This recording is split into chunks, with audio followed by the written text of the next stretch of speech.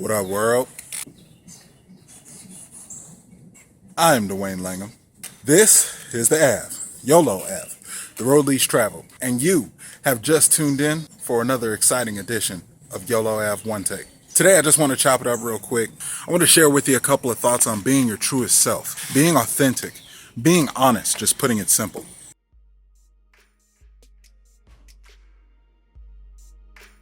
I've got a mentee, client of mine that I'm coaching, who's going through some life decisions, some very important things, some very big things that he wants to take on in life. And he's a very young man, so he's having to deal with his parents, his peers and opinions, things like that. Anyway, it's taken him some time to deal with the situation. So my advice to him was, what is he really feeling and not saying? Don't we all do that a lot in life? You've got thoughts on your mind, something happens, somebody does something to you, you interact with your peers, your family, people that you care about, or even just perfect strangers. And a lot of the time, you're not even really there. I'm sure you can all relate to that, right? So what that is being inauthentic. The authentic you, the true you, your honest self, is a person who's carefree, who you don't have to hold back, who you don't have any reservations, who you know you can fully express yourself and you'll be understood for the love and expression that you are. So let me kind of elaborate. What's the impact of not being honest? Like, okay, there's lies. We get the basic stuff, be truthful. We get that. But what I'm talking about is a little deeper. This is authenticity. This is how honest are you being to your core? How are you fully expressing yourself? And I speak from this personally. I'm a grown man, about to be 32 years old. In my life, I'm just now finding in my 30s who my identity is to be self-expressed, to be myself with everyone, my parents, my family members, to let people in, to care about others and get into their world, while at the same time sharing myself with them. See, a lot of times we get the habit of holding on to our personal self, holding on to those skeletons in the closet, those deep secrets, those things, what will they think? What will they do? You see, when you're doing that, you're not really being yourself. You're keeping a piece of yourself back. So what happens is those loved ones you're interacting with, those people that you act this way with, and those other people over here who you can be this way with, you've got your family the way you act, you've got your friends the way you act, you've got the work the way you act. All in all, none of it is really you.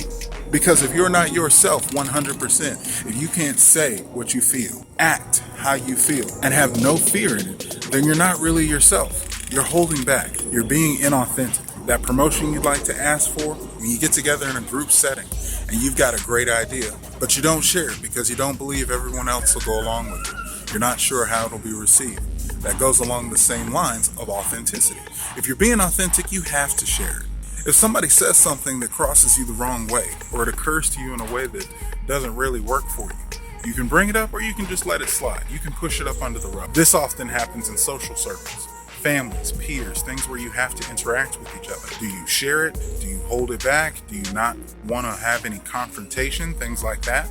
That's all what authenticity is.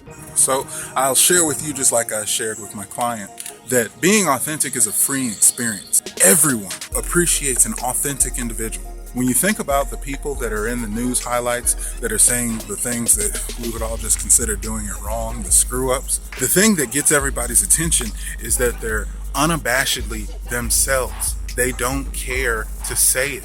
They'll get in the news, they'll get in the headlines because they're just expressing themselves. That's how important being authentic is. When you're authentic with everyone else, that means you're being authentic with yourself. That means that your character, your thoughts, your identity is shining through. When you don't share that with everyone else, when the world doesn't get to see the real you, be it family, be it peers, coworkers, or even strangers, the world is diminished. We live in an inclusive universe. Everything adds to. Whenever you're not being your true self, you're reducing your light in the world. You're reducing how bright someone's day gets to be. You're reducing your shine. That's right, you're throwing shade on yourself. So I invite you to consider, where have you been in your life being inauthentic? Where have you not been being your true self? Leave some comments down below. Get involved in the conversation. As always, I thank you for tuning in. I wish you the best and only success. Appreciate you liking, subscribing, and sharing. Keep it tuned to the Ave. Peace.